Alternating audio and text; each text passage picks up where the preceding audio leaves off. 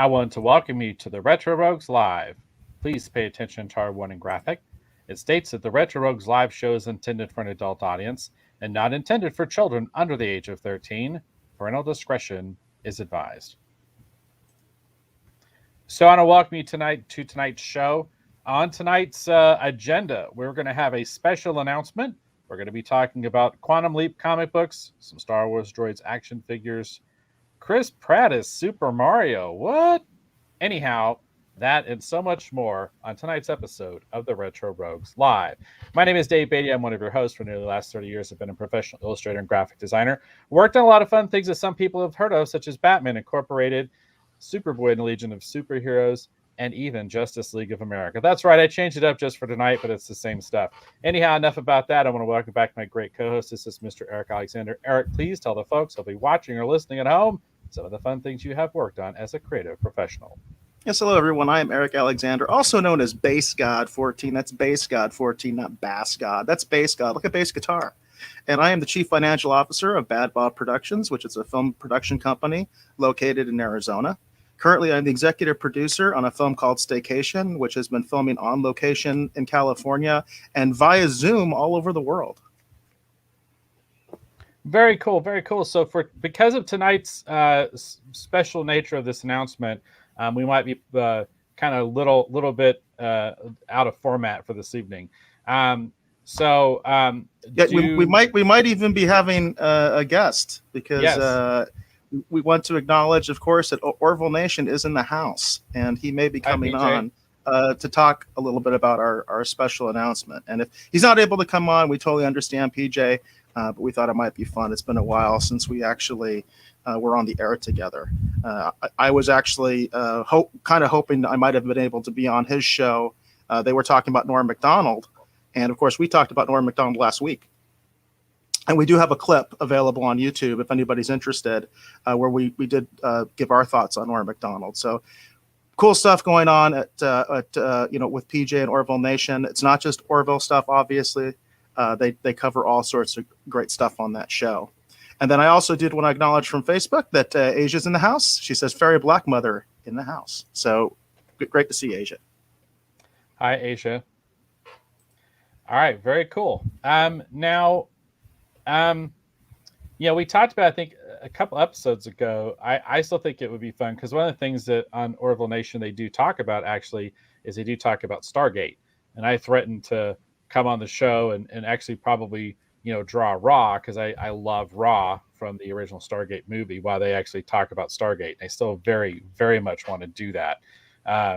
But we haven't coordinated that just yet because I just don't get on Twitter that much. And that's where I normally talk to PJ. So, yeah, we were just talking about that behind the scenes. So we're going to have to rectify that, especially I'm going to fix it when it comes to our special announcement and promoting all that good stuff. So, because we're definitely going to need to be promoting the heck out of it. So for sure. No doubt about that. Did you want to go ahead and get into why we were just doing the Quantum Leap comics, the reason for that? Yeah, let me set it up here just real quick. Everyone bear with me while I attempt to do this. Theorizing that one could time travel within his own lifetime, Dr. Sam Beckett stepped into the Quantum Leap accelerator and vanished. He woke to find himself trapped in the past, facing mirror images that were not his own, and driven by an unknown force to change history for the better. His only guide on this journey is Al, an observer from his own time, who appears in the form of a hologram that only Sam can see and hear. And so, Dr. Beckett finds himself leaping from life to life, striving to put right what once went wrong, and hoping with each leap that his next one will be the leap home. All right, there you go, everybody. I kind of screwed that up, but I tried. No, you did a great job there, man. Great job. Takes me back. It takes me back. I am a Quantum Leap fan.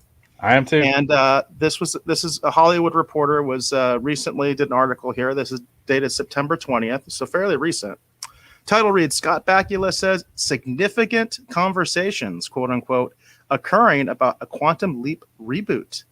The original sci-fi series ran at NBC for 5 seasons from March 1989 through May 1993.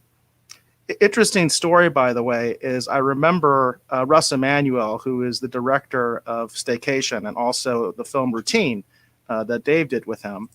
And he talked to me about the year that Scott Bakula was at Star Trek Vegas.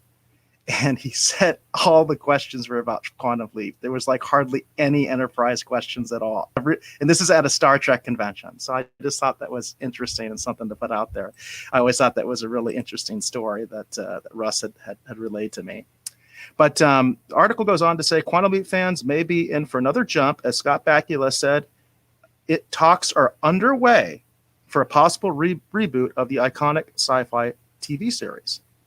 A guest Monday on Bob Saget's podcast, Bakula did not tip his hand as to what specifically he knows, but said there was a chance the series, which ran on NBC for 5 seasons, could be brought back.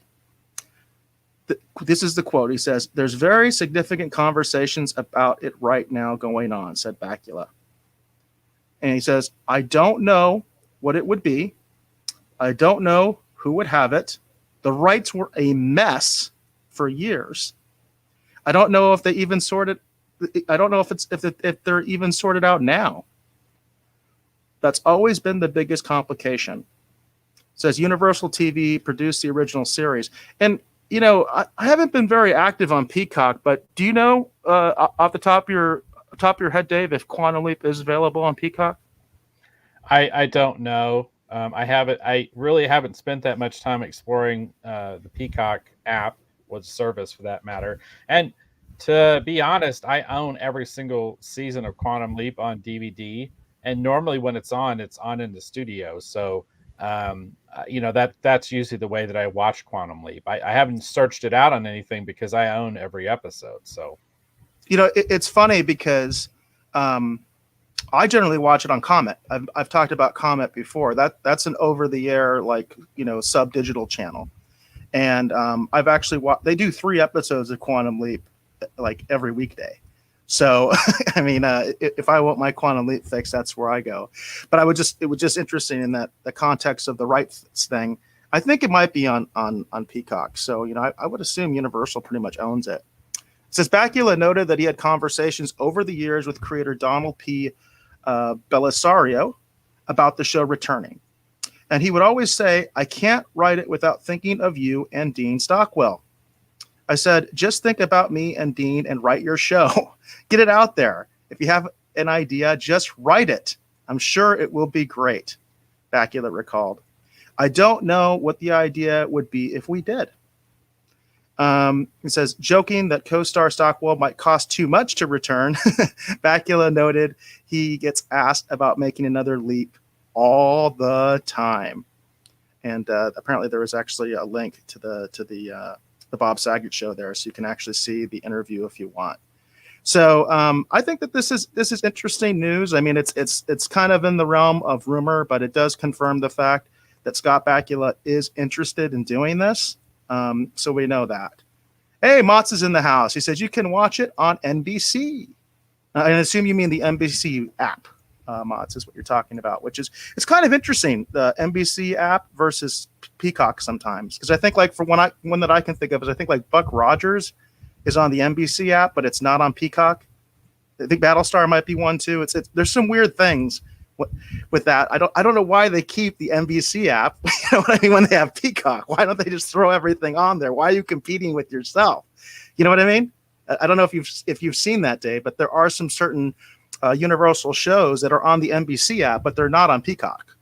Yeah, I've noticed that, right, and vice versa. You know, my only thought is that it might have something to do with some weird, you know, advertising contract or something that's attached with that particular, you know, business interest, and therefore those shows have to stay on there because of some agreement with something. I don't know what, you know, like some. Yeah, that does happen. There are old agreements that obviously have, you know, that's happened obviously with Netflix, right? Where Disney was trying to get back some of their Marvel content and stuff like that for the longest time, and it was stuck on Netflix. So yeah, that does happen, but Netflix is like a completely different company, whereas, you know, NBC app and Peacock app, they both belong to the same company. You know what I mean? It's just like, you should be able to make this work. You know, you should be able to get the right hand and the left hand to know what's going on and work together. You know what I mean? It's your company, but they do some weird things, you know, some of these big corporate companies.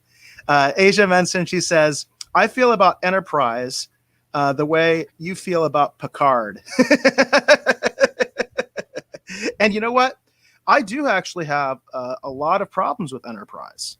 Scott Bakula ain't one of them. I'll tell you that. I think the cast is actually very good on Enterprise. Pretty much to a person. You know what I mean? I don't really have an issue with anybody on the cast. But what I've talked about this before. What I have issues with is when you mess up the lore and the continuity. And I remember watching the very first episode, the pilot, and I was like, this doesn't seem to fit. You know what I mean? With being a prequel to Star Trek. One of the biggest things that goes through my head is that why did they already have phasers and stuff like that? Because in the Romulan War, which doesn't happen until after Enterprise, in fact, I think they were talking about possibly doing it in the 5th season, getting into the Romulan War. They use nuclear weapons, folks. And if you're a Trekkie, you know that. You know what I mean? They use nuclear weapons. And I always thought, especially since they were on around the same time, and of course, Ronald D. Moore was running, Battlestar Galactica, his reboot. He did it right. And I've even heard that was a pointed commentary at Enterprise, that this is the way the tech should be in Enterprise. You know what I mean? Like it is in Battlestar Galactica. It should be much more analog. And there shouldn't be shields. That was one thing. It's like they didn't have shields, but they would polarize the hull. And I was like, what the hell does that mean? You know what I mean? That's just a cheap cop out that you still have some sort of shielding. You know what I mean? I don't know. I felt that was really what messed up what Enterprise was. They tried to say it was so different, if you remember, that it didn't have Star Trek in the name. It was actually just called Enterprise, I think, for the first 2 seasons because it was supposed to be so different. And then it wasn't. They had phasers, they had transporters, they had everything, that they have in every other Star Trek.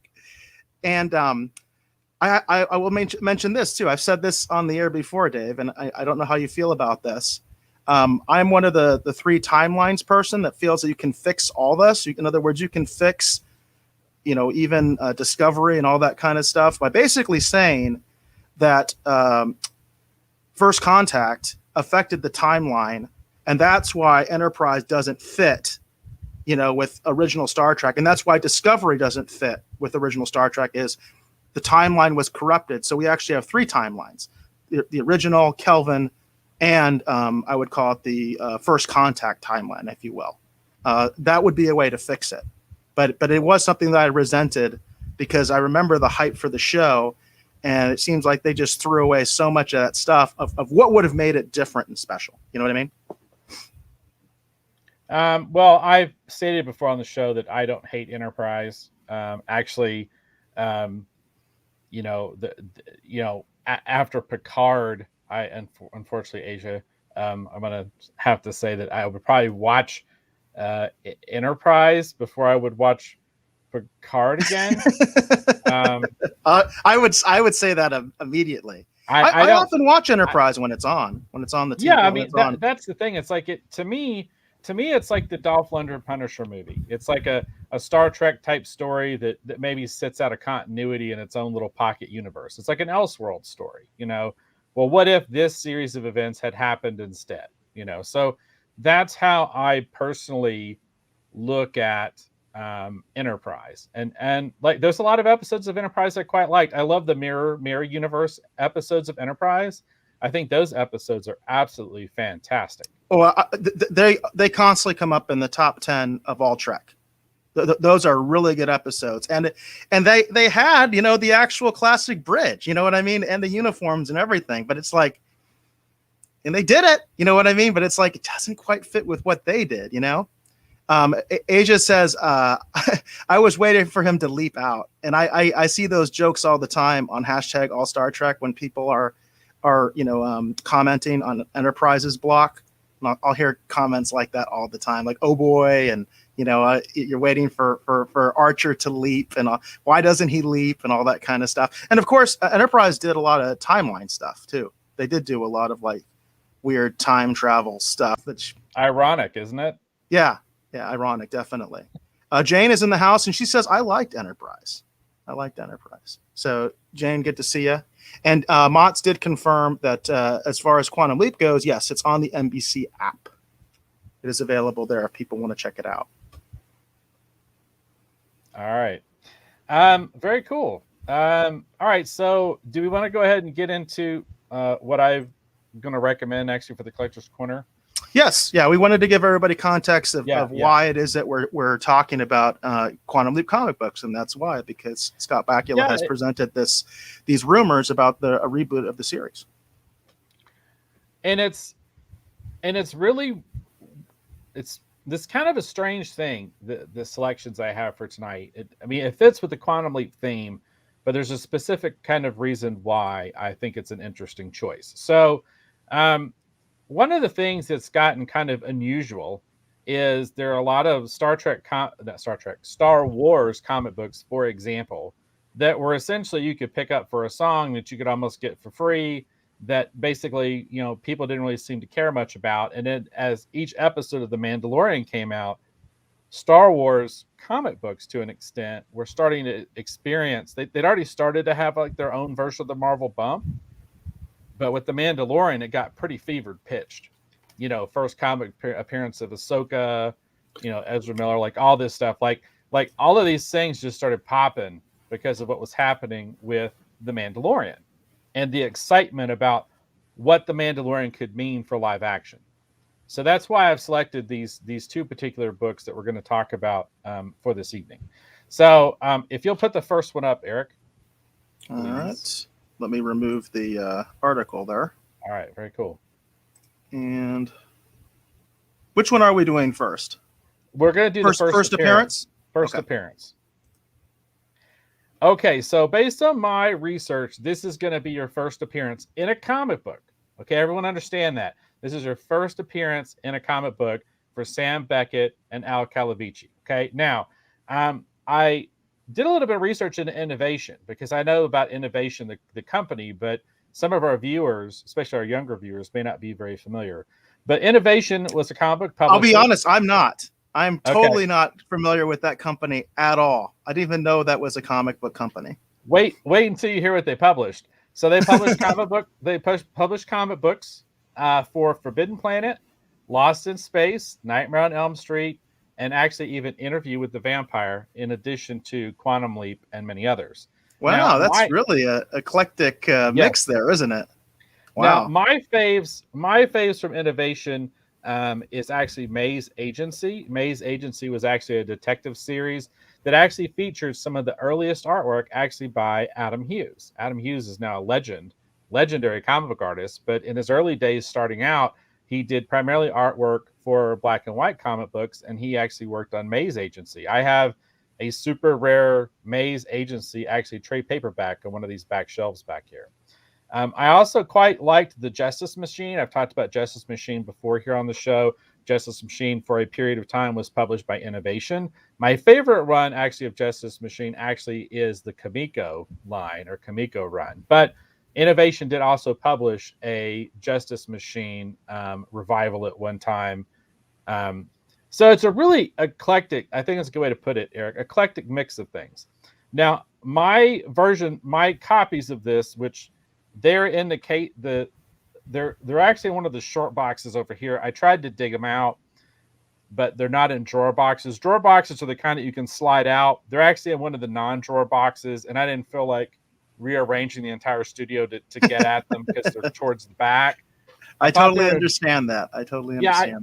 I thought they were in a drawer box, but then when I realized what they were, I was like, I'm not digging those out. So, so here's the deal with this. My copies of issue number 1, issue number 2, I actually bought when they originally came out back in 1991. So I did some research. It's interesting. This came out in September of 1991, and this is based on what I could tell. Again, comic book. Everybody, remember this is your comic book first appearance. Obviously, they debuted on television. Okay. But your first comic book appearance, again, for Sam Beckett, Al Calavici, is going to be 1991 Innovation Quantum Leap number 1. Now, there are copies of this floating about. It's not terribly hard to find, but I imagine getting like a really good copy of it might be a little tricky. In addition to that, I didn't see any graded examples of it. I was going to say, are there even any graded examples of this book? I didn't see any. And if a new Quantum Leap series starts, like if it catches on, this might be an interesting thing to pick up, because you can pick. Well, we'll get into the prices here, but you can find these. There, some of the issues are a little hard to find, but not impossible hard to find. What's kind of really great about these too is most of the covers have these really great painted illustrations, like what you see here. Like this, I think this is a great cover if you're a Quantum Leap fan. Just a really cool cover. All right, so here we go, everybody. As we like to do here on the show, these are all going to be raw. Okay, so and I've got a range. So I found pretty good copies and examples of this on Mercari and also on eBay for Quantum Leap #1. So what do we think on here? What do we think? We could do it this way. Anyone who's in the range is going to be considered like right on. Okay. But there is I feel like an ideal price for this based on what I was seeing and looking at the pictures. So what do we think, everybody? What do we think a nice copy of Quantum Leap #1 from 1991 would cost you? Asia started out the gate at $45. All right. Mott's is going the opposite direction. He's saying $4. Okay, $4. And Jane's right there in the middle saying $20.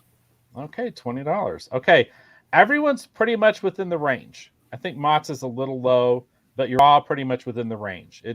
It's basically about $5 and goes as high as $50.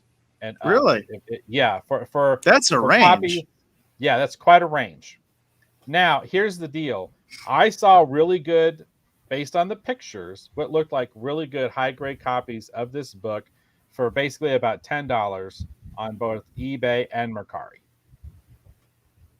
So if you're a Quantum Leap fan, if you think that's a cool cover that would be fun to have in my collection, if you're thinking, I like Quantum Leap, I hope they do the new show, and you're thinking this might be something fun to buy, get graded, and hold on to, you can. I'm not saying that's going to happen, but it's been really interesting to see some of these, again, television and movie properties that have experienced a comeback, and then seeing some of their books actually go up in value kind of, after the fact, and experience their own version of a bump. So I don't know for sure if that would happen with Quantum Leap, but if you're a Quantum Leap fan, I think this cover alone, it's a really great book. Again, these are your first comic book appearances of all the major elements and your two main characters. So that's why I picked this as our main recommendation for tonight. These are both Dave's picks for tonight. We don't have a specific Dave's pick. Okay. Right on. All right. Very cool. All right. So let's go ahead and go to the second one. It's a huge shock, everybody. Quantum Leap #2. That's the second appearance, huh? That's the second appearance, everybody, too. All right. Who would have guessed, man? Who would have guessed? I picked this one again because I really like this cover, because it's that classic kind of image like you would see from the show, and it's a really early, one for the book. You've got Al walking out of the sliding door. He's got, the control module in his hand. He's got the cigar. You've got Sam Beckett in a precarious circumstance. Literally, it looks like he's probably even saying like, oh boy. So I feel like this is like your classic Quantum Leap kind of moment. And I feel like there's something topical. I know I read this book. There is something topical going on in this one.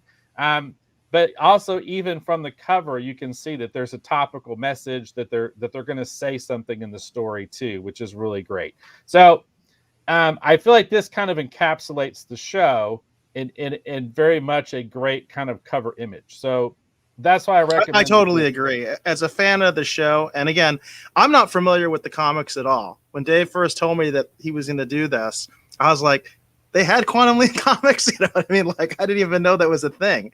But I love this cover. As a fan of the show, this is, like you said, it's just all encapsulated right there. The classic mirror image, and everything. It's just really, really awesome.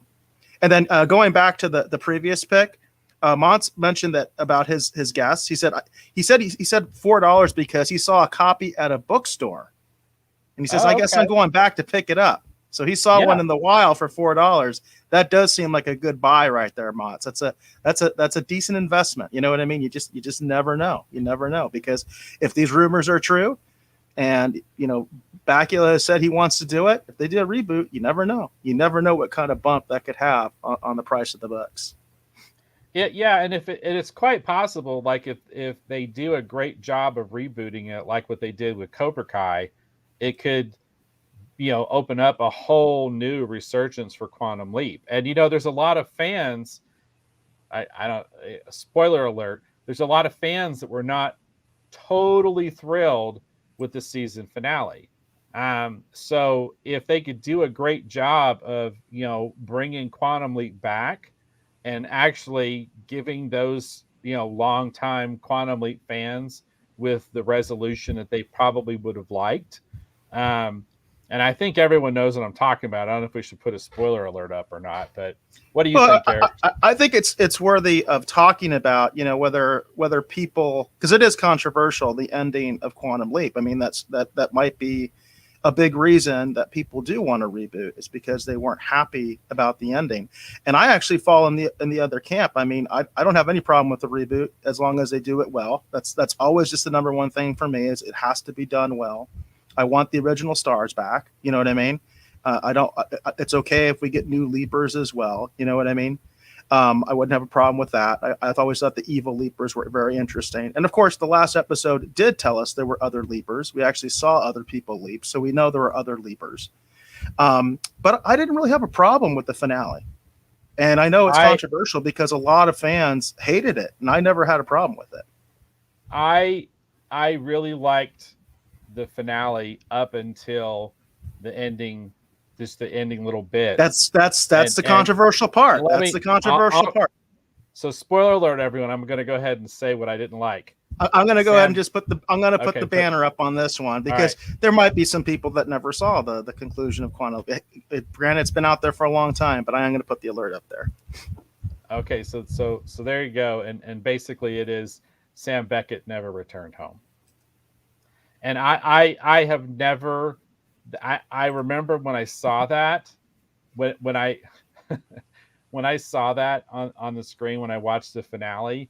I mean, I remember kind of getting teared up, because you hope that he's out there doing good, right? Like, that's what you hope. You hope he's out there, and if he is, he's going to make a difference. He's going to fix things for the better. But on that other side, there's that idea, because when you see the episode where he does actually get to come home for a while, it seems like he does have a life that he would like to return to.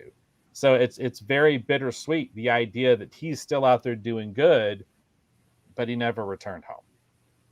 Yeah, well, I always thought it was bittersweet. You know what I mean? And so the idea is that, hey, even though the show's been canceled, this is going to continue.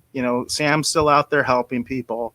But he just never gets home. You know what I mean? I think that's bittersweet. There's a poignancy to that in my mind. And I know it's very controversial. There's a lot of people that hate that. In fact, I think we got some comments here. Like Asia says, yes, I want them to fix the finale. Okay, so that she's on board with that she wants to, she's one of those ones that wants to change it. You know what I mean? That would be a motivation for that reboot. And of course, Mott says, poor Sam. And I agree. I do think poor Sam. But at the same time, I think I don't know. I just think it's kind of cool that he's out there, forever, basically helping people. Kind of like an angel, because it's kind of what he is. Especially when you see the last episode, that bartender is clearly God. You know what I mean? At least in my mind. You know what I mean? And Sam basically is an angel. Of course, there's also controversy to that, because there are different ways to look at it, right? Who is that bartender? That's not necessarily a spoiler. That's an opinion. You know what I mean? As far as I know, I don't think they've directly come out and said that. You know what I mean? It's that maybe they have somewhere, but I'm not aware of it. So that's just my speculation. But I have always thought of Sam, Sam Beckett as an angel figure. You know what I mean? That's just the way that I interpret him. And Orville Nation mentions a kind of a similar show, and I know you weren't really into it, Dave, but I do see the parallels. PJ mentions, like, the Sliders never got home. Sliders, in a lot of ways, is kind of a similar show, because they're but instead of time travel, it's parallel dimensions, which, by the way, I can buy that a lot better because I think time travel is kind of bogus, but because of all the paradoxes. So I'm more into the parallel dimensions idea. And yes, it's very similar. The Sliders never got home, but the Sliders didn't even get a title card for finale. Like it ended on a cliffhanger. Sliders actually ended on a cliffhanger. So it was in that sense, it was much worse than Quantum Leap's ending, because at least Quantum Leap, they gave you some kind of finality with that title card.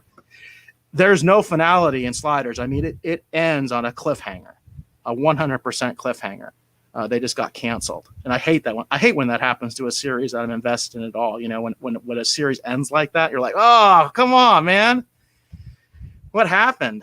Asia mentioned she loves Sliders. Yeah, that was a good show. I enjoyed it, especially the first few seasons. Like the last season, I do think they kind of jumped the shark. Like some of the cast just didn't work anymore, because I thought Jerry O'Connell was just kind of way too important. Once they got rid of him, it was like, I don't know. So, yeah, Orville Nation says PJ Sliders season 5 was a train wreck. I agree. It really was not very good, in my opinion. It really wasn't. Just too many casting changes. There was just too much. Interesting. Okay. And as usual with Aisha's recommendation, she has me thinking I should reconsider Sliders. All right, so Quantum Leap. Hey, Sliders is another one I think that might be available. I think it's Universal. I think it's another one that might be available either on Peacock or the NBC app, if you ever want to check it out, Dave. Very cool. All right, so Quantum Leap number 2, this came out in December of 1991. I do have here in my ink-stained fingers my notes. All right, again, December 1991. Again, published by Innovation. Like I said, I feel like this is your quintessential cover. I really, really like this cover. And the other cover is great too, because it captures that moment from the opening credits with Sam Beckett in the Quantum Leap Accelerator. All right, so here we go, everybody. Lots of copies of this floating around if you want to pick them up. It's not too terribly hard to pick up, but if people get interested in this, there's the quantity I've seen will disappear pretty quick. So I saw, again, copies of this on eBay and Mercari primarily. That's where I normally do most of my online searching and occasionally purchasing for this kind of stuff. So, and again, my copy actually goes back to 1991 because I bought it when it first came out. Actually, I bought this back when Capital Distribution still existed. We were buying directly from Capital. Wow. Animated Jacks, we had an actual like comic book shop dealer, whatever you called that, like account. And we just had to hit a certain amount every month. And because everybody that worked at Animated Jacks was such a diehard comic book fan, we could do that in our sleep. It actually ended up saving us money, and we actually were able to buy more books back in the what I like to call the good old days. All right, so again, eBay, Mercari, I found lots of listings for this. And what do we think about this one, everybody? What do we think a raw copy, a decent raw copy of this book is going to run you on either eBay or Mercari? Asia's out the gate with $15. All right. Mott's is going similar to his previous guess at $5. Okay. He went up $1. And then Jane is at $10. All right, very cool. All great guesses. Again, as usual, there is a range. Everyone is pretty much within that range. However, I saw really good, in my mind, looking at pictures, high grade quality copies of this available, like, to purchase and get graded if you wanted. $4. $4. Really, yeah, $4. Really, really good high grade copies. $4. And here's the other thing. Here's the interesting thing too. I found actually a couple different listings. There's not that many of them, but there are about 2 or 3 listings I found for full runs of the Quantum Leap Innovation series, like complete full runs, ranging anywhere from $60 to $200 for an entire run. And I didn't pick it, and now I feel like I should have shown it. So you might want to go online and just search for Quantum Leap comic book just to see the cover. But I think it's issue either like 10 or 11. I forget which one it is. It's a really, really cool cover. It's one of the ones I didn't get because at that point, like, we'd lost our ability to buy from Capital, and let's see, I never even saw it until I was looking online today. But I think it's either issue 10 or 11, and it's interesting because it looks like Sam is actually leaping into Clark Kent. Oh, really? And it's like the 1950s Adventures of Superman Clark Kent. He's got the hat with the press card stuck in it, and he's ripping open his shirt, but he doesn't have a Superman outfit on. And in the window, looking outside, you can see there's an airplane on fire, like it's going to crash. And Al's like, "Oh no! Like, what are we going to do?" And it has like the store, like the stock room or the storeroom in the back. It's a really, really cool cover. I should have made it my pick and actually had it on tonight's episode, but I wanted to focus on the key ones, and I really feel like, because these covers are great, the likenesses are great, they're painted too. So I was like, let's just go with these. So, hey, and look who's in the house. PJ is in the house. Orville Nation is in the house. Hey, thanks for the invite, guys. It's great to see you, PJ. Hey, Dave. Hi. It's good to see you. And you know what's funny? You know who else is in the house? Whoops. Oh. No, sorry, I messed up the. We are competing right now over control here. I'm trying to turn it off. I'm trying to help. I know. I was too, and then I was turning it back on. But Robert McVeigh, my partner with Bad Bob Productions, he's in the house, and he basically is giving one of the big announcements here, because he says she's in. And Dave, I think you know exactly what he's referring to. Yep. We did have a big announcement tonight, and we were hoping that PJ would come on. Wow, big announcement. And, PJ, I'm sorry, were you saying something? I said it'd be a wow, big announcement. Yeah, absolutely. I was talking to you about, a little bit about it behind the scenes. Basically, Dave and I are collaborating along with my partner, Robert McVeigh. So it's Bad Bob and Kirby Tees. We're collaborating together on a new project, and we're going to be doing it from the ground up, basically live on the show.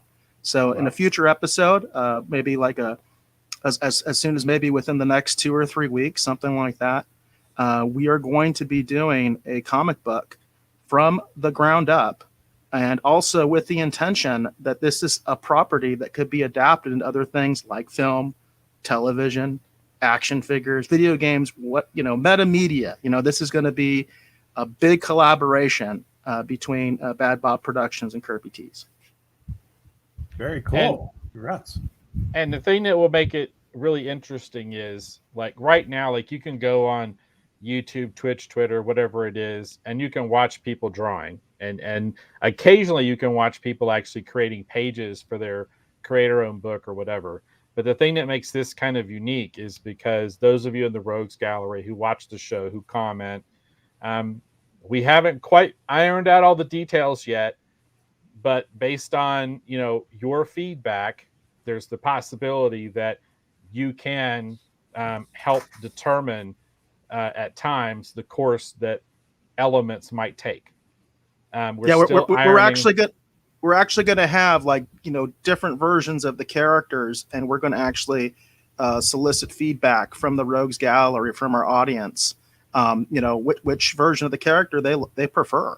You know what I mean? That kind of stuff. That's the kind of participation and buy-in we want to give our audience, and create a fandom for a brand new, a brand new IP, a brand new property. Because, so many of us out there, PJ, and I'm sure you hear it all the time, we complain and we complain and we complain about what's out there, right? I mean, whether it's Picard or whatever it is, right? Yeah. We complain about this stuff, and nobody. I'm not saying nobody, but a lot of the people that are complaining, they aren't making shit. They're not making anything.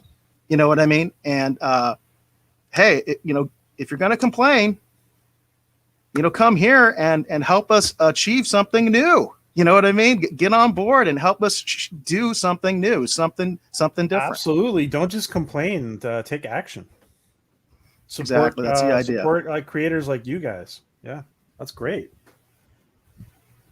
Yeah, that's definitely our intention, and we really want you folks out there in the Rogues Gallery, as we call our audience. We want you to participate. We want you to be involved in this process. We're going to try to involve you as much as we can without getting into legal trouble. That's the idea. So you know what I mean? Because we don't want to have that. We don't want to have hurt feelings, and we don't want a lawsuit. Because we want to plan for success. If this is going to be something that will lead to other things. But at least initially, it's going to be a comic book, so that's going to be the initial project. Wow. And that's kind of why I was, trying to, pick my words very carefully, because we're still ironing out how exactly that's going to work. But I had pitched this idea to Eric like a while ago.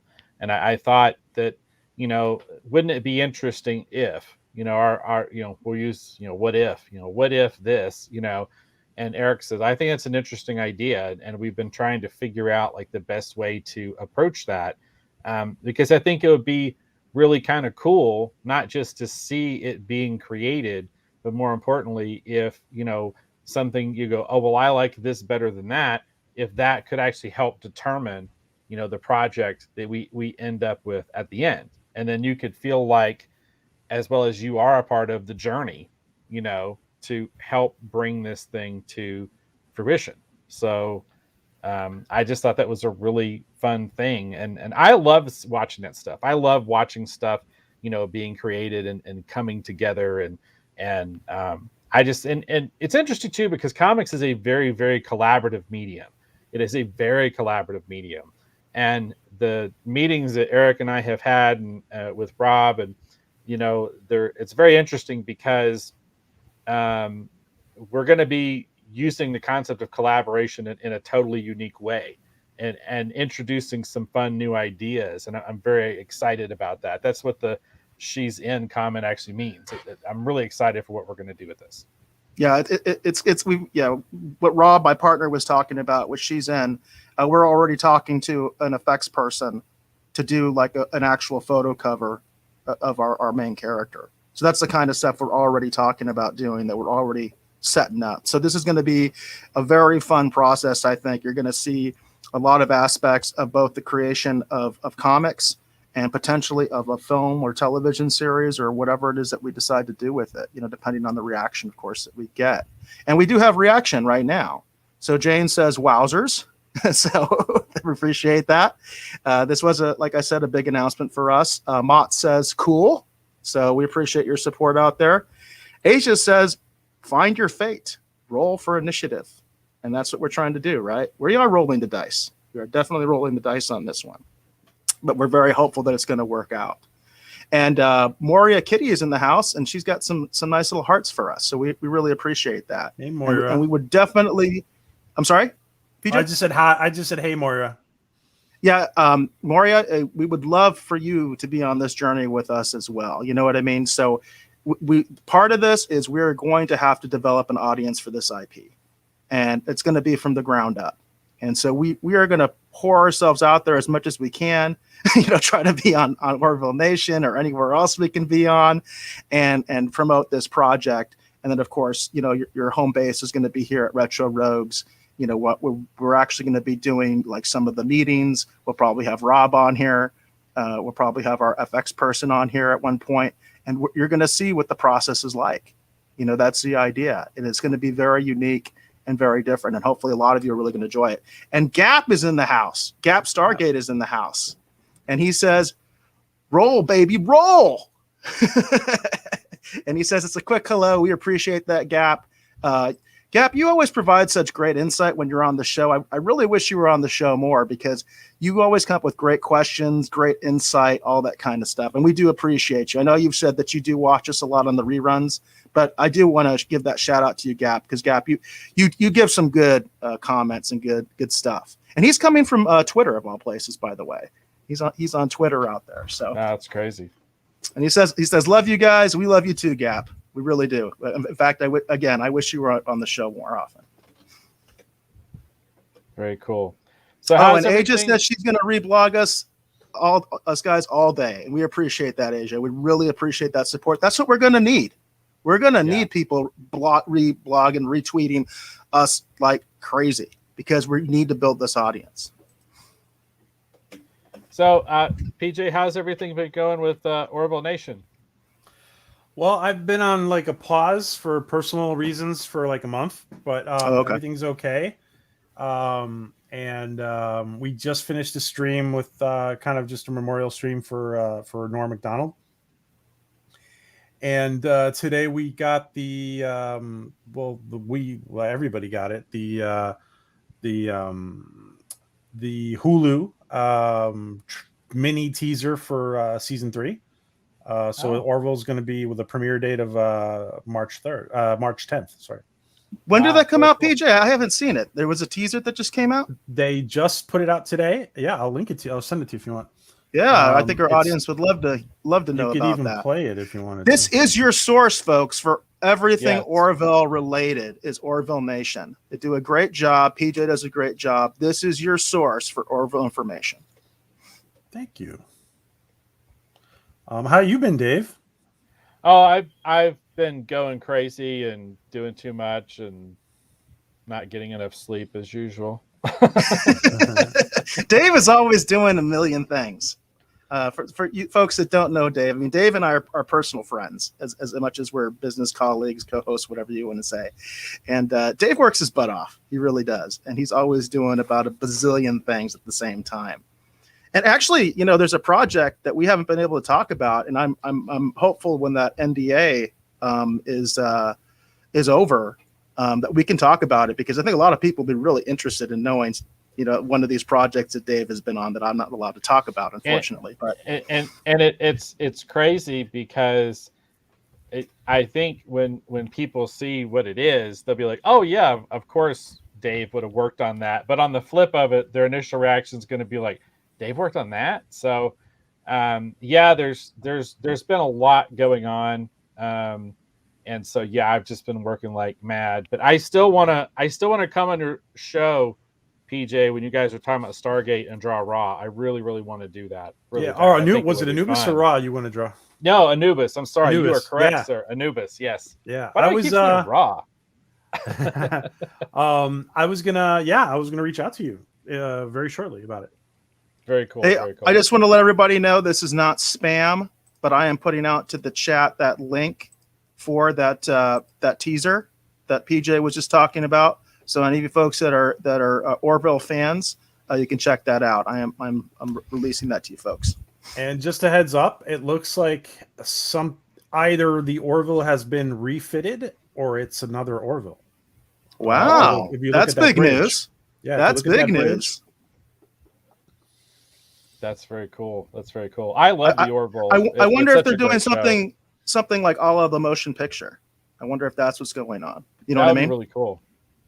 Like a refit, a redesign, like you said, or if it is a brand, or if it is what Star Trek 4. Star Trek 4, right? Is when we got the Enterprise A, right? So My theory. Also be. Go ahead, Steve. No, go ahead, PJ. You go. Go finish. I was just going to say it could be like a phase 2 type thing too. So. Yeah, that'd be interesting too. Yeah, phase 2. Yeah. My theory is it's not clear if the timeline is going to be the exact same thing after the season 2 ending. They might go back and there might be slightly changes. And my theory is that maybe they go back to an Orville that's not a mid-sized vessel, but a big cruiser.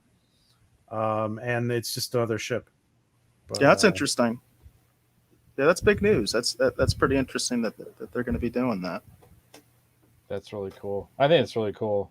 I've really missed the Orville like a lot. Like it was weird because I found myself watching the Orville instead of Star Trek for like a good period of time. And then eventually I did find myself back to classic Trek, but the Orville is such a fun show, and I just really, really like it. And I really enjoy PJ's show. I don't get to watch it as much as I did because I'm just constantly like I got 1,000 things going on. So I usually miss the live shows and then I'll watch it later. But I used to love coming on, being on a live show and chatting and interacting with everyone because it's a really fun group. So we lost PJ. We must have lost the signal. That's funny because I was going to ask him like whereabouts is he these days? You know what I mean? Like what time zone kind of thing. Right. That's what I was actually going to follow up and ask him about. Gap is still here, and he mentions that the Orville premieres March 2022. And I would definitely trust Gap on this because Gap is very knowledgeable in these things. So March 2022, you folks, if you are in to the Orville, that's the date. It's on Hulu, folks. And, I'm very nervous because, I don't want to see this ship jump the shark. I don't want to see it, go bad, because I have been burned so many times. That's one of the reasons that Dave and I are doing what we're doing is because it's been frustrating for me. And I think people that have, seen the show know I do get really frustrated with new stuff. And I'm just like at the point of I don't even want to deal with this anymore, So it's like I wanted to do something different. But Orville is one of those ones I'm looking forward to. And I hope it doesn't disappoint. I really hope it doesn't disappoint. I feel the same way as well. And Asia's got a comment there too. She says go ahead. You got. Says I was emotional for Orville. I felt like I did when Next Gen came out, and it's funny. I got into Orville basically like mid-season 2. In fact, I still haven't even seen season 1, to be honest with you. There was a time that actually PJ and I were talking about, since he was reviewing the show, that I might start watching the show and be on some of Orville Nation reviewing the show with them, but the timing didn't work out very well.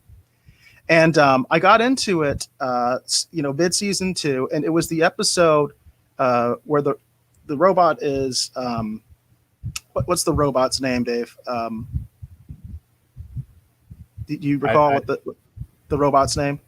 This is really I want to say bad. Isaac. I want to say Isaac. Isaac. That's it. And he is romancing the doctor. And I was like, dude, this is like a total reimagining of a classic Next Gen episode where Data was dating someone, which I always thought was a really cool episode. No spoilers, but it just, I immediately felt like I was home. You know what I mean? Is what I'm trying to say is when I saw that episode, I could see that this was in a lot of ways a love letter to classic Trek, and I consider, Next Gen like classic Trek. And it was just like a love letter to it, but they were doing something different with it. Like the setup was kind of the same, but the characters are very different. And what ends up happening is very different than like what happened on Next Gen. So I just felt like I was home immediately, Yeah, it's been a while since honestly I've watched any Orville episodes. I feel kind of bad about that in hindsight, because I was going through a phase where I was just constantly rewatching them, and then I was kind of following the updates, and then when the updates kind of stalled out and it kept getting pushed back, I kind of stopped watching some of the reruns because I was wanting to wait until it was closer to the show coming back.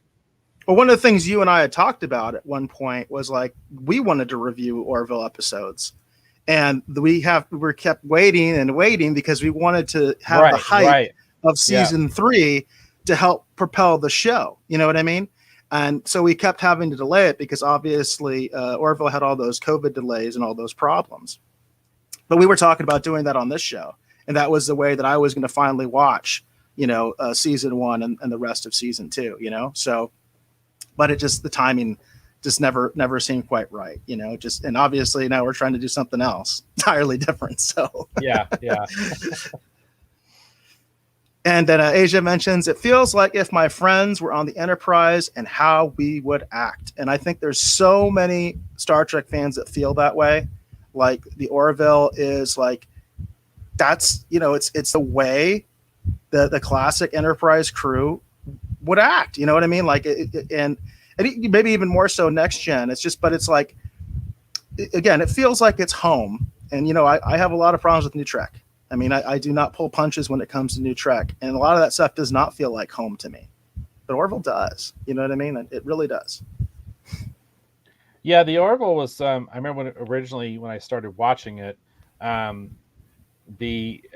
watched several episodes of the first season. I was into it, and then I kind of got busy with life, as I often do. And then I had a friend at that time, the day job I was at that time, and he's like, "Hey, did you see the latest episode of the Orville?" And I was like, "No." And he was telling me all about it, and he was just talking about how much he liked it. And I thought it was really interesting because he knew I was like a Trek fan and I was like a nerd, so he knew I was probably watching it. So he just kind of started talking to me about it, I knew, and it was so weird because he was really into it, and so I was like, "Huh, well maybe I'll check it out." And so I watched that particular episode he was talking about, and I thought it was hilarious, and it actually got me back into it. And then I was completely blown away with what they did in season 2.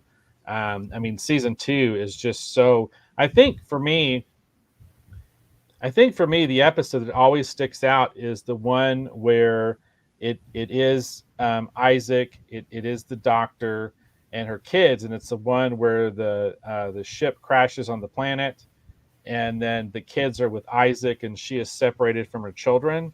Like, that to me is still one of the most powerful episodes of the Orville I've ever seen, and we learned so much about all these different characters. It's interesting too, because when you have kids in a show, it's right at that borderline, between it could be good or it could be really bad, just because the kids' performances don't match up to what's happening.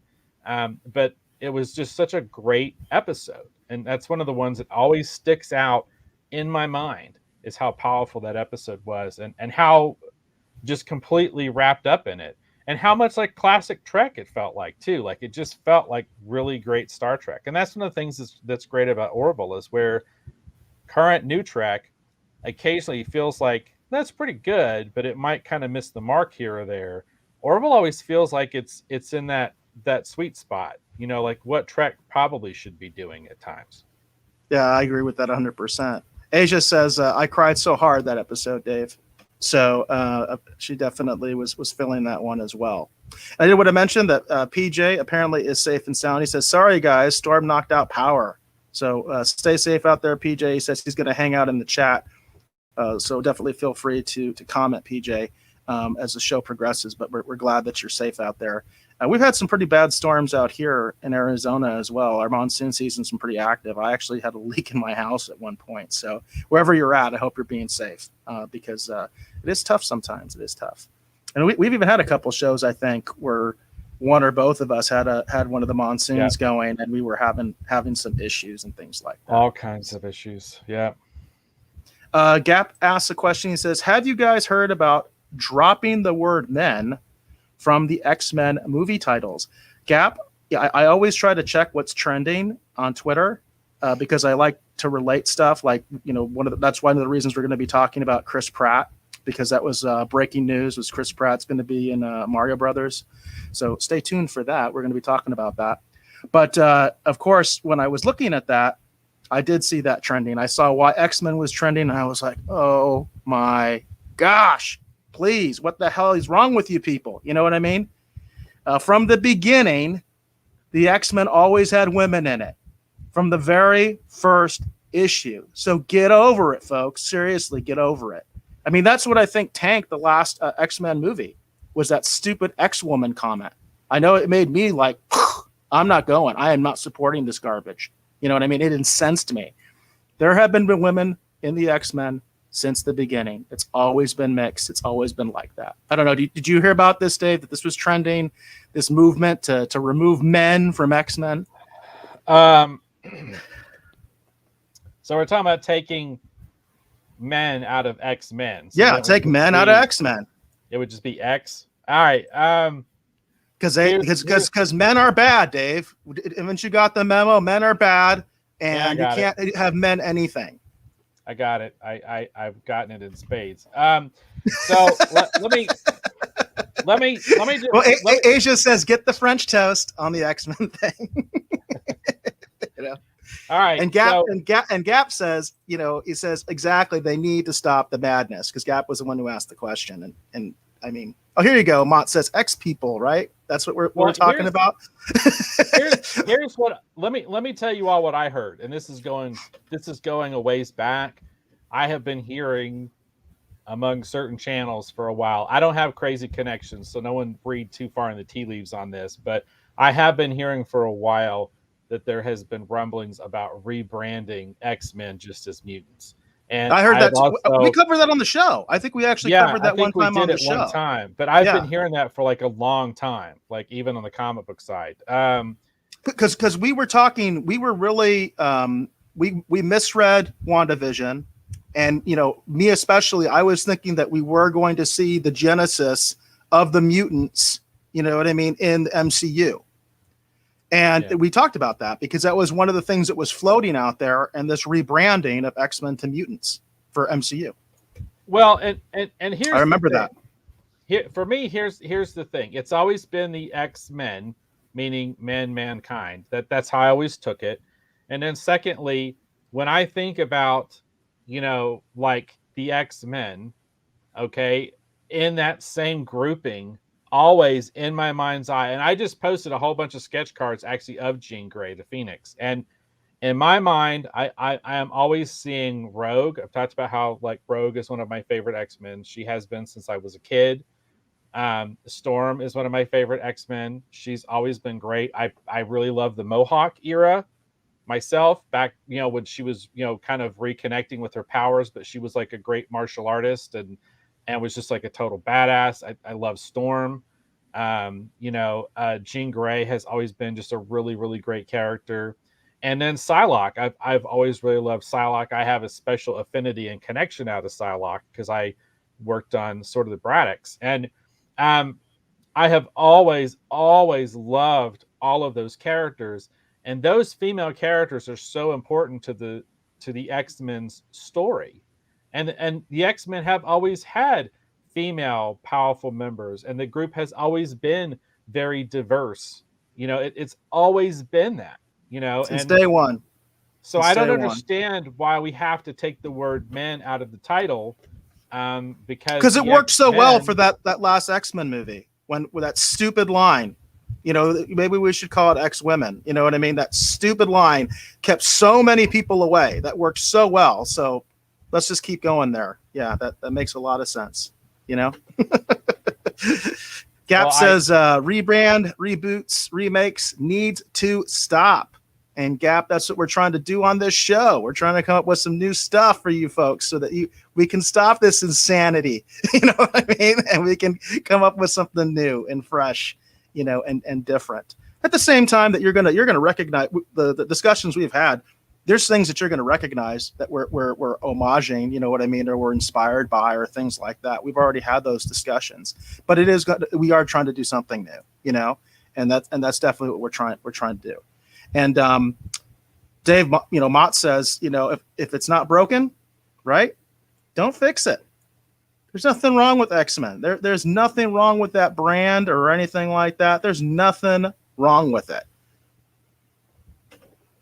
Yeah, and it's weird because I could see. I think the biggest problem for the X-Men, to be completely honest, is there's a question of age for Xavier and Magneto, depending upon how you want to look at their original story. Because we're getting kind of far away from World War II. So there is a question of that. Like, if you're going to introduce them as if they're new and these events are just currently happening, you're going to have some splaining to do, and you're going to have to figure out how to make that work, or you're going to have to make some changes that hopefully the fans are going to be okay with. I don't know. Can't you just say that Magneto's really old? You know what I mean? I mean, to me, that would be like. These are superheroes. They are mutants. Right. So I mean, I don't know. In my mind, I'm like, I wouldn't even want to change that. All I'm saying is I could see them having those conversations, and maybe there is a reason to have some of those conversations. But that's what I'm saying. You have to be careful how you tread on that material and how you approach it. If you start off by monkeying with the title and then you're going to do that too, you're really setting yourself up for a tough road to hoe. And then you're taking something that could already be like an incredibly huge, successful, very important part of a new phase of the Marvel movies and the MCU, and you're going to already like literally crash it into the side of a house and then continue to try and drive it down the street. Yeah. Yeah, it's pretty crazy. And Gap says, while they try to explain all this, we're going to have a massive headache. So and I feel like at some point that we have to just be okay to just let things be, and just tell new stories, and that's it. And I look at Cobra Kai. Cobra Kai did such a great job of recapturing the vibe and the feel of the original movies with the original actors back. They didn't go through and monkey with and change a bunch of stuff. They just left it as it was. They moved it forward in time, and they're telling new stories, and it's great. Like, you don't have to overthink this stuff. But depending upon how the age, how they want to explain that, I'm just saying that's a conversation they're probably going to need to have and figure out how they want to approach that subject matter. But again, if you're going to monkey with the title and do that at the same time, I feel like you're really, really setting yourself up for a potential catastrophe. I'm not familiar with this particular storyline, but Asia mentions Dragonlance continued the stories down to the great grandchildren of the original players. Says they can learn from that. Are you familiar with that storyline? Yeah, I actually have. I'm more a fan of the comic book adaptations of Dragonlance. There's a bunch of them back here on the shelf, Asia. So no, yeah, I think that again, that's what I'm saying. There are great examples that you can learn interesting and important storytelling lessons from, and I think that Asia's got the right idea. Maybe even that, Magneto and Professor X's time was before. Maybe they're not even around anymore, and we're dealing with the legacy of that fallout. But what I'm saying is, unless you're going to use the multiverse angle to set that up and have it be a parallel universe that's folded in, it's some weird subject matter, because I've heard a lot of people talking about it. I've heard creative professionals talking about it. I have heard fans talking about it. And up until that point, I hadn't really thought about it, like, computing the ages and whatever else is all going on.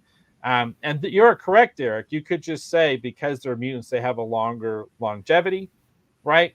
That makes total sense. That might be an additional benefit actually for being a mutant, because actually, if you played the old Marvel Superheroes role-playing game, mutants actually inherently have a higher level of strength and certain attributes anyway, just right off the bat. Like, you start off at a higher level just because you're a mutant. So you could add longevity to that, and it might work. But all I'm saying is that we go the Captain America route. We could freeze them. So you could, or you could have them come back from space. They could have been somewhere in space and come back. Xavier's got that whole thing with who the hell is it, Lalandra or whatever. I'm probably getting that all wrong, but there is that whole thing too with the what was it, the Shari Empire or whatever. So there is a lot of material. That's what Agent just said. Okay. There's a lot of material that so that you can't explain it, because we have a great cosmic aspect to the MCU thanks to Guardians of the Galaxy. So it is Lalandra. Okay, thank you, Asia. She confirmed that for me. Thank you. I get so nervous sometimes I'm talking on the show and I'm like going, don't say the wrong thing, because I hate when people say the wrong thing on the show, and I do it all the time. And so I was like going, damn it. We got a good audience, so they'll keep us honest. So yeah, we're always going to acknowledge that. So I mean, that's part of the fun of the show, right? So is that we do have this good audience to bounce things off of, and to keep us honest. Speaking of which, we do have to kind of move on, because I do want to make sure we do at least the topics that are in the description. I always want to make sure that we at least do that. So to kind of get back on track with Collector's Corner a little bit, my section of Collector's Corner, I wanted to talk about action figures, as I often do, because I like, that's what I like. You know what I mean? Not that I don't like comic books or trading cards or other things, but toys tend to be what grabs me. And I've had some trouble. A lot of modern toys I have not been liking. But these I thought were interesting. And I don't know if you heard about this, Dave, but this is an IGN article, and it says the Droids are back. Hasbro to remake some of the rarest Star Wars figures. These droids are welcome here. This was just updated today, folks. This is breaking news. says Hasbro has another new wave of Star Wars figures designed to tickle your nostalgia bone. This time around, the company is revisiting one of the most obscure line of Star Wars figures ever released. Those based on the short-lived animated series Droids. It says check out the slideshow gallery below for a closer look at all 4 droid figures. And I think these are really neat looking.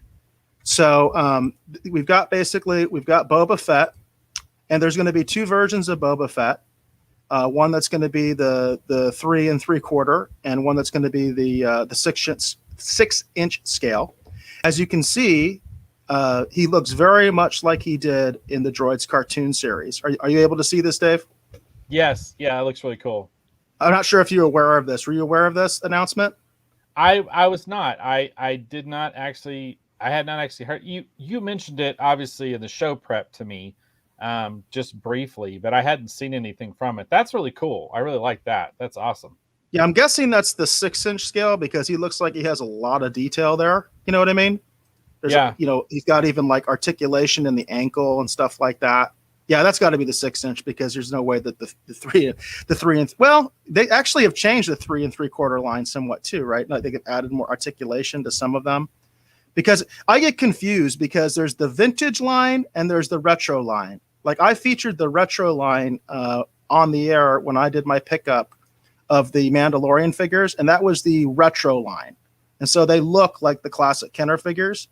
But the vintage line is not that, right? The vintage line is sort of like modern recreations of classic figures on a classic inspired card back. Right? I mean, it's very confusing. The branding is very confusing, but you can see this box here. That's pretty cool. You know, that's the image cool. from the Droid series. I think the Droid series is controversial for a lot of folks, but I really like the art style. You know, I like that cartoony art style.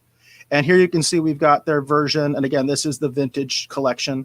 We've got their version of R2-D2. So you have some more images of that, and I like the more cartoony look, the paint scheme. Really a good rendering for what R2-D2 looked like on the show. As I recall, the one that they actually came out with for the Droid line, it was pretty much just a regular R2-D2 with like a different dome. Does that sound right, Dave? Yeah. Like they made the dome look more like the cartoon, but otherwise it was basically just the same figure. And that also goes for Boba Fett. Boba Fett was just the same Boba Fett figure, just with a different card back, right? So, yeah. And it looks like they are bringing the coins back. So they're going to have these 50-year anniversary, and they're going to have Droids logo on it, which I think is really cool. I've always liked the coins. I thought that they were kind of a neat thing. There's a pretty good image of R2-D2. And you can see that he's going to have the telescopic part. This is the 3 3/4 Boba Fett. So you can see what he looks like. I think that's a really good looking figure. I want that one in my collection, Dave. Definitely, I want that one. Yeah, I think that looks really cool. I really dig it. And let's see if we can get to C-3PO. There we go. And you can see he looks very much like the cartoon version, which the original C-3PO, I think they did a fairly good job of making him actually look like the cartoon, the way that I remember. But this one's even better. I mean, he looks even more like the cartoon, don't you think? Yeah, as far as I could tell, yeah. Yeah, that's cool. And you can see that these 3 3/4 figures do have quite a bit more articulation. So again, this is the vintage line, not the retro line. I'm actually been more of a supporter of the retro line personally. So if I get these figures, these will be the only vintage collection figures I have. But I dig them that much that I think I'm going to do it. What about you, Dave? They're cool. I would seriously consider it.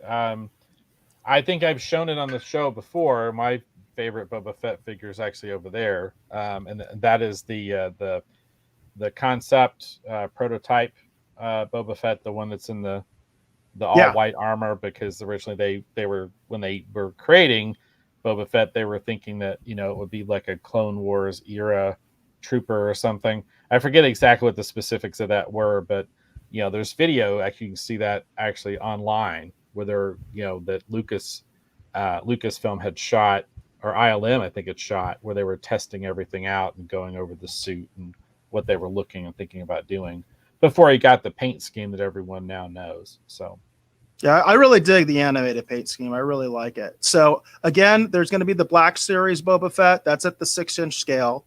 And then there's also going to be the vintage collection of Boba Fett, R2-D2, and C-3PO. That will be in the 3 3/4 scale. All 4 figures will be exclusive to Target in the U.S. There's pre-order links from this article. So if you go to this IGN article, you can get the links to the pre-order that it does go live tomorrow, September 24th at 6 a.m. So I know a lot of folks are probably going to be disappointed because I know that that's kind of been the way it's been with these exclusives and things like that. But, I'm hopeful that I'll be able to find one in the store maybe. I like the thrill of the hunt. I really do.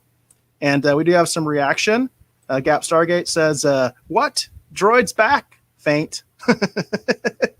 That was kind of my reaction because I saw this today. I just saw this today. It was on that Praternia site. I do want to give them credit. Praternia. They have a lot of images for modern stuff and stuff that's coming out. So when it comes to modern, I tend to go to them to get information for the show. Asia says, I love the throwbacks and the cell shading. Me too. I really like the I just like the look. I just think the look is really, really cool. It just brings me back because I watched Droids as a kid, and it was really kind of a neat thing as a kid. Even though the series had a lot of problems, I actually preferred Ewoks over Droids, to be honest with you, as a kid, because I just really digged Ewoks when I was a kid, and I liked Ewoks better. But I did like the look. I always liked the look of the Droids figures. In fact, I even had, I think, 1 or 2 Droids figures, and I can't remember which ones I had. I remember they were not, though, R2 or C-3PO or Boba Fett or like any of those. They were some of the new characters. Mott says, I'm in. So he's digging it. And yes, Mott, that is my concern too. It says Target. That means I won't be able to get it. You never know, Mott. You never know. I mean, I found a lot of those, the Kenner Marvel Legend figures. That is a line that I've been supporting. And I have found a lot of them in stores. So I'm hopeful, although I still haven't seen any Wave 3 in stores. It's still been like Wave 1 and Wave 2 stuff. And if I find anything at all, because I will admit it's tough. But I was able to get every figure of Wave 1 and Wave 2 by going to the stores. There's like 3 Targets that are close to my house, and between the 3 of them, I was able to get a complete collection of Wave 1 and Wave 2 without being, crazy about it. Because, I go to Target regularly. I even get groceries there sometimes. And, Asia says that Target normally does their Star Wars launches on Fridays. That's going to be the case, I guess, with this one as well. It's going to be going live tomorrow, and that is a Friday. And Jane mentions that she really likes the Boba Fett. I agree. That's the one that I actually feel like I have to have in my collection. And I might, because I've mentioned this, I am not a 6-inch scale guy. I might actually get that Boba Fett, the 6-inch, even though I am not really a fan of the Black Series. I'm just not into the 6-inch scale that much. It just doesn't have any emotional pull for me. You know what I mean? That's why. But I might get it because that's a really nice looking figure. And Mott's, yes, I am still looking for Cyclops. Yeah, I still haven't found Cyclops. He is part of Wave 3 and also what I call Wave 0, which was the initial release, the 2 packs that HasLab did, right? So I'm surprised that they released Cyclops because he's an X-Man. That's true. They have to rebrand that, right? So hey, that might make it collectible, right? That might make it collectible. Might be. I feel like I'm in trouble again. I totally understand why. And yes, Mott's, it does feel sometimes like I'm going to the dark side. It does feel that way sometimes. So, but yeah, I think these are cool figures, and I kind of want to recommend them to people because they just look really cool to me. So that was my segment for Collector's Corner. Very cool. Very cool. And you know, being on the dark side isn't that bad. As Asia said last week, they have cookies. So They have cookies, right? Yeah, but that dark side I don't want nothing to do with. New Trek, I'm sorry. Yeah, I'm not going there. All right. Okay. All right. All I pretty much prepared was just all that Quantum Leap stuff on the front end. So I don't have anything else for Collector's Corner beyond those comics. And then we did our announcement. I think the last thing that we had up, at least on the teaser, was we were going to talk about Chris Pratt as Super Mario, which I hadn't heard anything about this either. So this is actually breaking news. This was trending. I saw that when I was preparing the show. This just came out.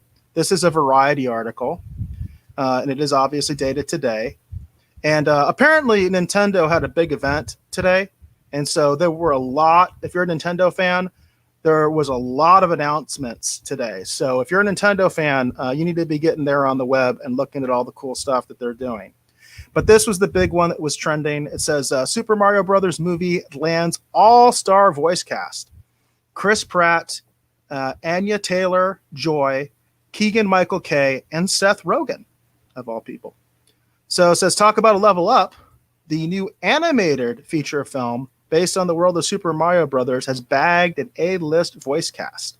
It says Chris Pratt and Charlie Day have been tapped to play the titular video game siblings Mario and Luigi, respectively. Two Italian plumbers plunge into a world of foes and fantasy in the beloved Nintendo game series. Anya Taylor-Joy will play Princess Peach, the royal blonde who has inspired millions of Halloween costumes and rap lyrics, often found in the clutches of supervillain Bowser, who will be voiced by actor Jack Black. So you can see there's also some other announcements about the rest of the cast. I do recommend you read this article if you're interested.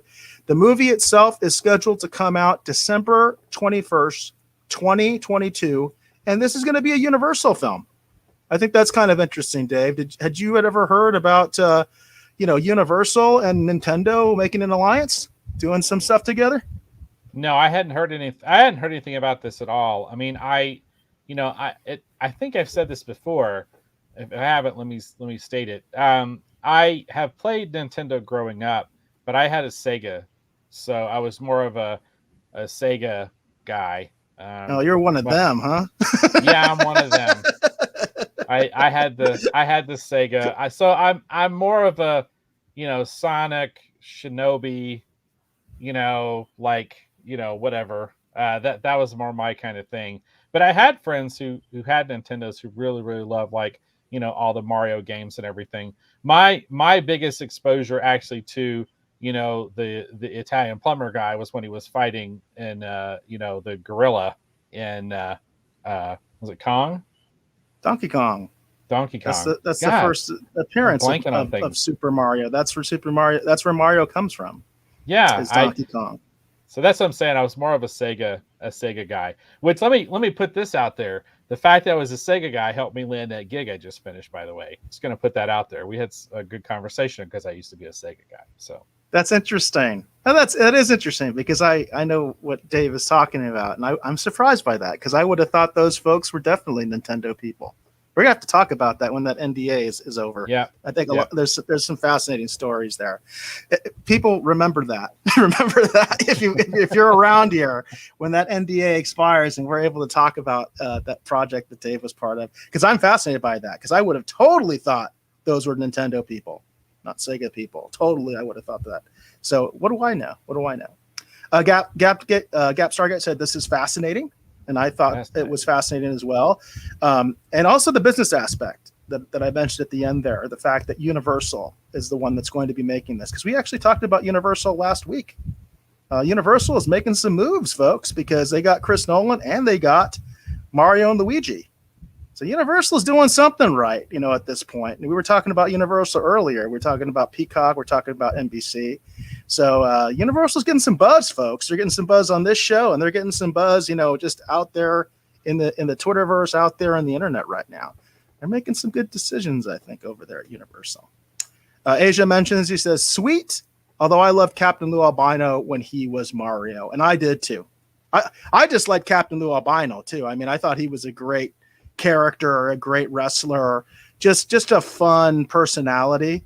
And the fact that he was Mario is really kind of fun and interesting. And of course, that was such a throwback type of thing too. I'm not sure if you were familiar with that, Dave, but that was, the series where they had the live segments that were basically introducing the animated segments. And, Captain Lou Albano was part of the live segment. So it was very much like a callback to those really old school type of cartoon shows. You know what I mean? That a lot of people grew up with, like, Bozo the Clown, or like here locally, we had Wallace and Ladmo. And so, that's the kind of show that was it was like the Super Mario Brothers Super Show or something like that with Captain Lou Albino. And I always thought those live segments were more fun than the cartoon in a lot of ways. So I have a lot of love for Captain Lou Albino as well, Asia. Oh yeah, this is interesting now because I was asking that question about previous alliances, and Asia brings up, guys, Universal is adding Super Mario Land to the theme park. I forgot all about that. Did you remember that, Dave? Because I now vaguely remember that Universal was doing a Super Mario Land. Yeah, I remember hearing about it. I don't think it's something we covered on the show though, because Eric's always talking about he wants to do more video game stuff, and we try to do more video game coverage, but it's not something I feel like that we're always, I guess, more focused on. So that's interesting, and especially it's interesting too how all these things actually affect aspects of the streaming wars, yeah, and how this affects the entertainment business as a whole. I remember hearing something about that, but I don't think it's something that we really talked about very much on the show. Yeah, I don't think we've talked about we don't talk about theme parks very much on the show in general. But I was aware of this in the back of my head. So good call there, Asia, because I was thinking, like, is there a connection already between Nintendo and Universal? And again, you're keeping us honest. We appreciate that. Gap has to take off. He says, great show as always. Good night, guys. And Gap, we really appreciate you being out here. At least I can say that for myself. I really appreciate when you're out here because you always have good questions. You brought up the X-Men thing, and I was like, I wasn't going to bring it up, but some of the audience brings it up. I'm going to go there. You know what I mean? So I appreciate that.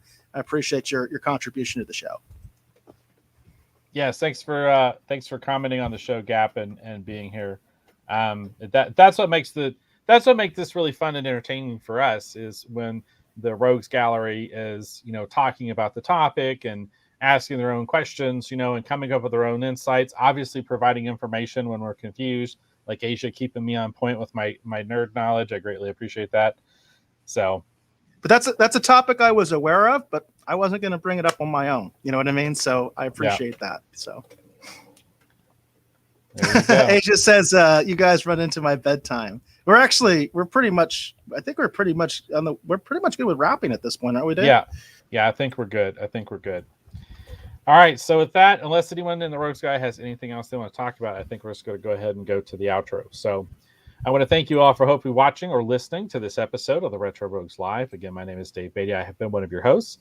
If you're curious to learn more about me or see some of the things that actually occupy my time, I think for tonight, I'm going to steer you somewhere different. I'm going to ask you actually to go look at davebeatty.com. That is my main website. Over there, you can find the actual Retro Rogues Live link, where you can find the links actually to the YouTube channel. You can also find all the links to all the social media. So if you're curious to see my Instagram, my LinkedIn, my Twitter, my whatever, let me tell you right now, my Twitter, there's not a lot going on there. But if you are on Twitter and you would like to see what I've been posting on Twitter, you can check that out over there. As well as there's just all kinds of stuff on there. So I'm going to say go check out davebeatty.com. So that's DAVBEATY.com, DAVEBEATY.com.